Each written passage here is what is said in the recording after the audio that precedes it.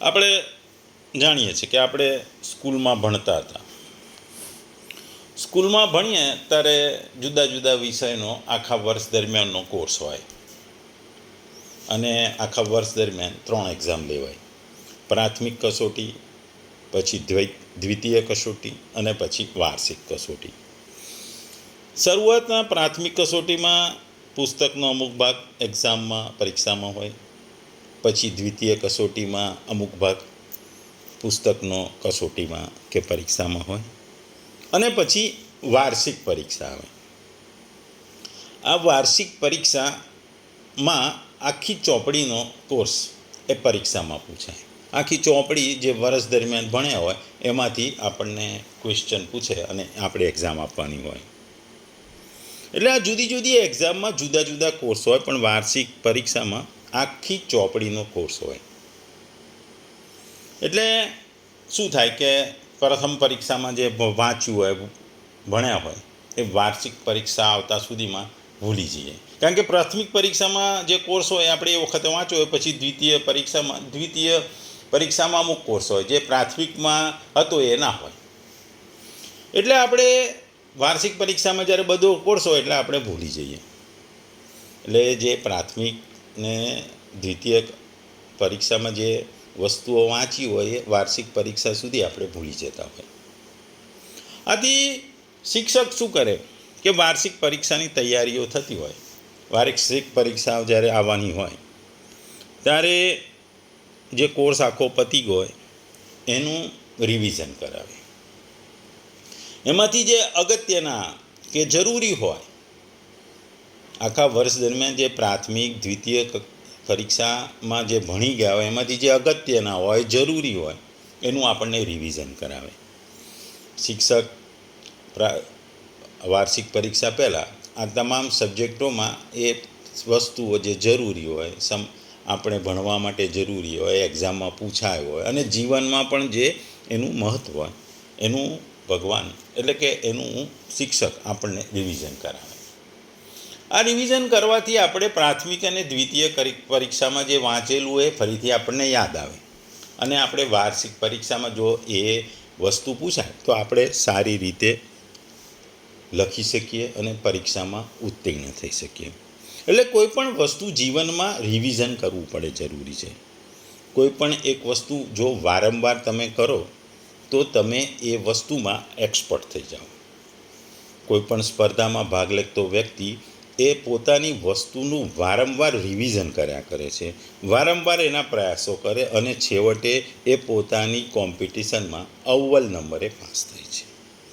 એ જ વાત ભગવાન આ શ્લોકમાં ભગવદ્ ગીતાના 10મા અધ્યાયના 1લા શ્લોકમાં કહે છે. આ સંદર્ભમાં એક વાર્તા આવે છે કે પ્રાચીન સમયમાં કુરુવન નામનું એક શહેર હતું. એમાં એક વીર નામનો યોદ્ધા હતો. એ યંગ હતો, યુવાન હતો. એ વિરામ બિંદુ પર પહોંચી ગયો હતો. એના મનમાં ફરજ અને શંકા વચ્ચે અટવાતો હતો. એ જંગલના શાંત રસ્તા પર આમથી તેમ ભટકતો હતો, અને ઘણીવાર આ જંગલમાં એ પોતે પોતાના મનની શાંતિ શોધતો હતો. એક દિવસ એક વૃદ્ધ ઋષિ ત્યાંથી પસાર થતા હતા. એમને આ વીરને જોયો. એમણે વીરને પૂછ્યું કે બાળક, તું ચિંતાતુર લાગે છે. વીરે નમન કર્યું અને કહ્યું, હા મહારાજ, હું ચિંતાતુર છું. મને ખબર નથી કયો રસ્તો સાચો છે. મારા હૃદયમાં મૂંઝવણો ભરેલી છે, મૂંઝવણોથી હું ભરેલો છું. ઋષિએ હસતા હસતા કહ્યું, તો પછી તું એક કામ કર. તું પછી ફક્ત તારા કાનથી જ નહીં પણ આંખે દેખેલું અને આત્માથી જે સાંભળે છે એને તું ફોલો કર, એને તું પાલન કર. કારણ કે જ્યાં સુધી તમે તમારા જાતને તૈયાર નહીં કરો ત્યારે શાણપણની જરૂર પડે છે. ને શાણપણ તો જ આવે છે કે તમે તમારા હૃદયની અથવા આત્માની અવાજને સાંભળો. વીરે આકાશ તરફ હાથ ઊંચો કર્યો. ત્યાં અચાનક પવન આવ્યો. પવનથી વાદળાઓ ગાજવા લાગ્યા, પાંદડાઓ ગડગડાટ કર્યો. પછી ઋષિએ આગળ કહ્યું, મહાન યોદ્ધાઓને પણ આ જ કરવું પડે છે. એમણે આ વસ્તુ સમજાવવા, યાદ અપાવવા માટે કહ્યું કે ભગવાન કૃષ્ણ પણ એકવાર અર્જુનને કહ્યું હતું, કારણ કે તું મને પ્રિય છે, હું ફરીથી મારો પરમ શબ્દ બોલું છું. હું તને ફરીથી આ વસ્તુઓ સમજાવું છું. તેમણે આગળ કહ્યું કે પુનરાવર્તન એ નબળાઈ નથી, એ પ્રેમ છે, એ કૃપા છે. જ્યારે સત્ય મહત્વનું હોય છે, મહત્વ સત્યનું હોય છે, ત્યારે તે પુનરાવર્તન કરવા યોગ્ય છે. વીરને લાગ્યું કે પવન તેના ચહેરાને નરમ વિસ્પરની જેમ સ્પર્શે છે. તે ક્ષણે તે સમજી ગયો, સૌથી શક્તિશાળી પાઠ પણ વારંવાર સાંભળવા જોઈએ, અને દરેક વખતે સાંભળવાથી એ વધુને વધુ ઊંડાણમાં જઈ શકે છે. તેણે પછી ઋષિને નમન કર્યા. એને થયું કે હવે એ કદી હારશે નહીં, પાછો આવશે, પણ ફક્ત લડવા માટે નહીં, પણ સાંભળવા, ચિંતન કરવા અને સ્પષ્ટતા સાથે કાર્ય કરવા. એ જ વાત ભગવાન આ શ્લોકમાં કહી રહ્યા છે. ભગવાન અર્જુનને કહે છે કે મેં જે 7મા, 8મા અને 9મા અધ્યાયમાં મેં તને જે સમજ આપી, મેં તને જે જ્ઞાન આપ્યું, એ જ્ઞાન હું તને અહીં ફરીથી આપું છું. કારણ કે તું મારો સ્નેહી છું, તું મારો વાલો છું, અને આ જ્ઞાનની તારે જરૂર છે. કારણ કે આ જ્ઞાન એ મહત્ત્વનું છે. આ જ્ઞાન તારા જીવન માટે, આ રણ મેદાનમાં તારી ઉન્નતિ માટે અને તારા કાર્ય માટે ખૂબ જરૂરી છે. એટલે આ જ્ઞાનનું હું અહીં ફરીથી પુનરાવર્તન કરું છું. ફરીથી હું તને કહું છું કે આ મારું જ્ઞાન જે દિવ્ય છે એ તને હંમેશા મદદ કરશે. ભગવદ્ ગીતા અધ્યાય 10 વિભૂતિ યોગ અથવા પરમેશ્વરનું ઐશ્વર્ય. શ્લોક 1. શ્રી ભગવાન ઉવાચ ભૂય એવ મહાબાહો શૃણુ મે પરમ વચઃ યત્તેહં પ્રિયમાણાય વક્ષ્યામિ હિતકામ્યયા. ગુજરાતીમાં જો આ શ્લોકને કહીએ તો પૂર્ણ પુરુષોત્તમ પરમેશ્વર બોલ્યા કે હે મહાબાહુ અર્જુન, વળી સાંભળ, તું મારો પ્રિય સખા છે, તેથી હું તારા હિતાર્થે એવું જ્ઞાન પ્રદાન કરીશ કે જે મેં અગાઉ સમજાવેલ જ્ઞાનથી શ્રેષ્ઠ હશે. બીજા શબ્દોમાં જો આ શ્લોકને ગુજરાતીમાં કહીએ તો શ્રી ભગવાન બોલ્યા, એ મહાબાહો, હજી ફરીથી પણ મારા પરમ રહસ્યને તેમજ પ્રભાવને જણાવનાર વચનને સાંભળ, જેને હું મારા અતિશય પ્રેમભાવ રાખનારા તને તારા હિતની ઈચ્છાથી કહું છું. ટૂંકમાં આ શ્લોકમાં ભગવાન કૃષ્ણ એક ગુરુ તરીકે અર્જુનને સમજાવે છે. તેઓ અર્જુનની માનસિક સ્થિતિને સમજે છે અને તેને વધુ ઊંડું જ્ઞાન આપવા માટે તૈયાર કરે છે. આ શ્લોક ગુરુ, ચેલાનું, ભક્ત અને ભગવાન વચ્ચેનો સંબંધ ધરાવે છે, જ્યાં ભગવાન હંમેશા ભક્તના સતત માર્ગદર્શન માટે તૈયાર હોય છે.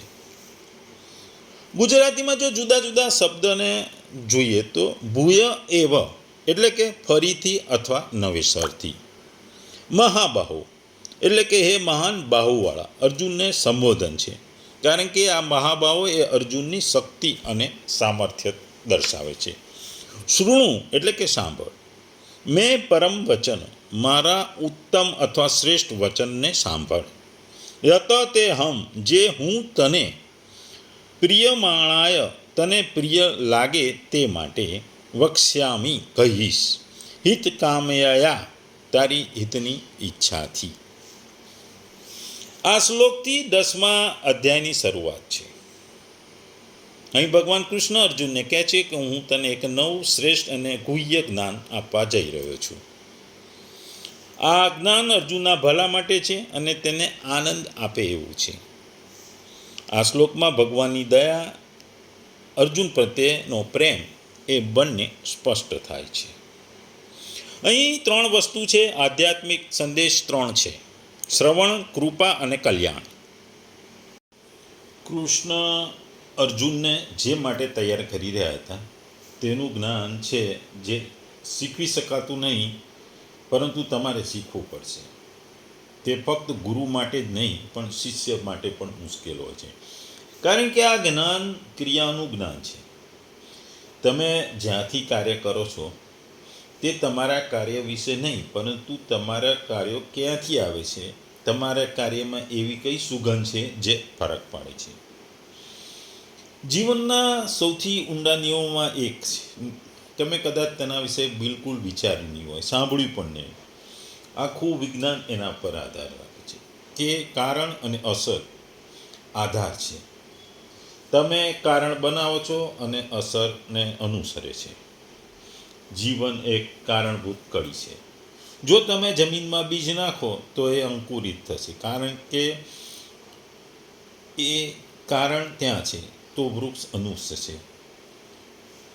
આ શ્લોકમાં ભગવાન અર્જુનને જે તૈયાર કરવા માટે વાતો કીધી હતી એનું પુનરાવર્તન અથવા રિવિઝન કરે છે. અહીં ભગવાન દર્શાવી રહ્યા છે કે જે 7માથી 9મા અધ્યાય દરમિયાન જે વિષયો વિશે મેં કીધું એ હું અહીં ફરીથી કહી રહ્યો છું, કારણ કે આ જીવનમાં જરૂરી છે, આ તારા માટે જરૂરી છે.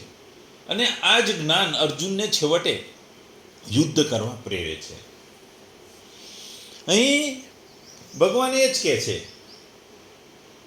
કે મારા પરમ વચનને તું સાંભળ. પરમ પિતા પરમેશ્વર જ્યારે ગુણ, પ્રભાવ, ગોપનીયતા, તત્વ, રહસ્યના વગેરેના રહસ્યો પ્રગટ કરે છે, જેનાથી તમને પરમેશ્વરની પ્રાપ્તિ થાય છે, એટલે એને પરમ વચન કહે છે. આ અધ્યાયમાં ભગવાને પોતાના ગુણ, પ્રભાવ અને તત્વના રહસ્યને સમજાવવા માટે જે ઉપદેશ કરેલો છે તે જ પરમ વચન છે. અને તેને ફરીથી સાંભળવા માટે કંઈ ભગવાન એવો દર્શાવે છે કે મારી ભક્તિ અઘરી છે પણ ગહન પણ છે, તેથી તેને વારંવાર સાંભળવું જરૂરી છે. અને તારે આના માટે શ્રદ્ધા અને પ્રેમપૂર્વક સાંભળવું જોઈએ. અર્જુનને કહે છે, અર્જુન તું મારો મિત્ર છું, મારો સખા છું, તું મને ખૂબ જ પ્રિય છું, તું મને ખૂબ જ ગમે છે. એટલે ભગવાન અહીં અર્જુનને પ્રોત્સાહિત આપવા માટે, આનંદિત કરવા માટે કહે છે કે તું મારો પ્રિય મિત્ર છું, તું મારો જાણીતો છું, માનીતો છું, પ્રિય છું. છતાં તને વિનંતી કરું છું કે આ ઉપદેશ મારો વારંવાર સાંભળ, અને એનાથી તને મારા ભક્તિનું તને કારણ મળશે અને તને તારા ધ્યેયમાં સફળતા મળશે. આપણે જોઈએ છે કે અર્જુન યુદ્ધ ક્ષેત્રમાં આવીને એકદમ નિરાશ થઈ જાય છે અને યુદ્ધ ન કરવાની વાત કરે છે. એટલે ભગવાન અહીં અર્જુનને યુદ્ધ ક્ષેત્રમાં આવીને પણ વિજયની કામના ના રાખીને પોતાનું કલ્યાણ ચાહે છે, તેથી તેના માટે મહાભાવ સંબોધન કર્યું છે. આપણને ખબર છે કે મહાભાવ એ અર્જુનની શ્રેષ્ઠતાનું એક સંબોધન છે. અર્જુન અહીં તમામ જીવોનો પ્રતિનિધિ છે. એ પોતાનું પણ હિત ઈચ્છે છે અને બીજાનું પણ હિત ઈચ્છે છે. એટલે ભગવાન એને જીવ માત્રના ઉદ્દેશથી એને પરમ વચન કહે છે. કલ્યાણ સિવાય જીવનું અન્ય કોઈ હિત નથી. ભગવાનના વચન પણ હંમેશા કલ્યાણ કરવાવાળા હોય છે. એમનો ઉદ્દેશ પણ કલ્યાણ કરવાનો છે, એટલે એમનો ઉપદેશ પણ કલ્યાણ કરતા હોય છે. ભગવાનના ઉપદેશ અને વાણીમાં જીવનું વિશેષ કલ્યાણ એટલે હિત સમાયેલું છે. જીવનનું જેટલું હિત ભગવાન કરી શકે છે એટલું બીજું કોઈ કરી શકતું નથી. આપણામાં કહેવાયું છે, ઉમા રામ સમહિત જગમાહી, ગુરુ પિતુ માતો બંધુ પ્રભુ નાહી. બીજાની વાણીઓમાં તો મતભેદ રહે છે, પરંતુ ભગવાનની વાણી સર્વસંમત છે, સર્વને ગમે છે. ભગવાનના યોગમાં સ્થિત થઈ ગીતા કહી રહ્યા છે અને આમનું કલ્યાણકારી હોય છે. અહીં ભગવાન કહે છે કે તારા હૃદયમાં મારા માટેનો પ્રેમ ભાવ અને મારા હૃદયમાં તારું હિત, તારો પ્રત્યેનો પ્રેમ છે.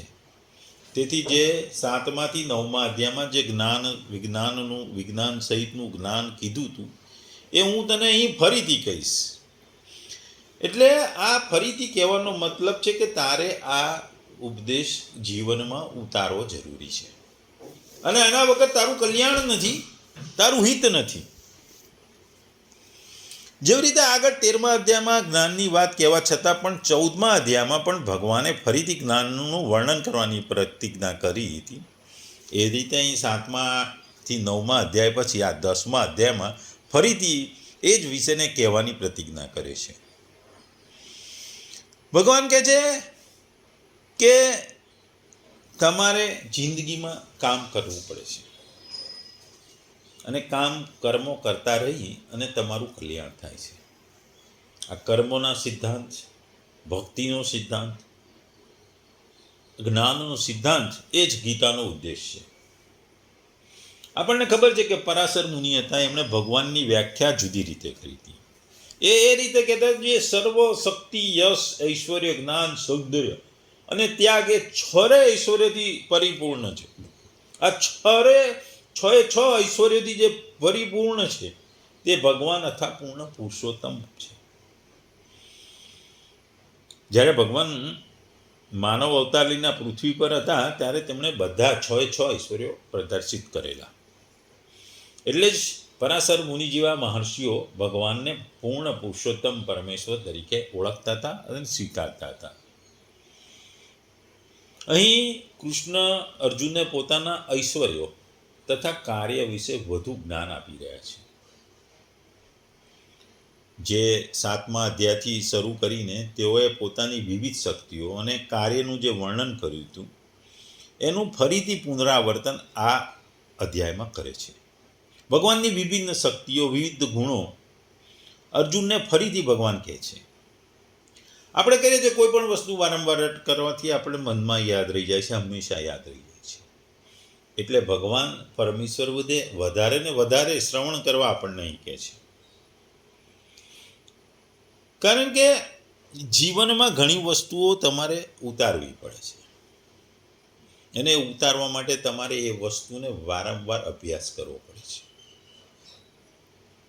કોઈ પણ ક્ષેત્રમાં તમારે ટોચના સ્થળે પહોંચવું હોય, ટોચ ઉપર પહોંચવું હોય તો તમારે પ્રયત્નો કરતા રહેવા, અને પ્રયત્નો કરીને છોડી ના મૂકો, એ પ્રયત્નો હંમેશા કરતા રહેવા પડે છે. ને આ પ્રયત્નો કરતાં કરતાં તમે જિંદગીના ટોચ ઉપર પહોંચો છો. કારણ કે જિંદગીની ટોચ ઉપર પહોંચવા માટે તમારે આ રીતે સતત પ્રયત્નો કરવા પડે અને વારંવાર એ વસ્તુનું રટણ કરવું પડે. વારંવાર તમે દોડવીર બનવા હો તો રોજ તમારે દોડવાની પ્રેક્ટિસ કરવી પડે.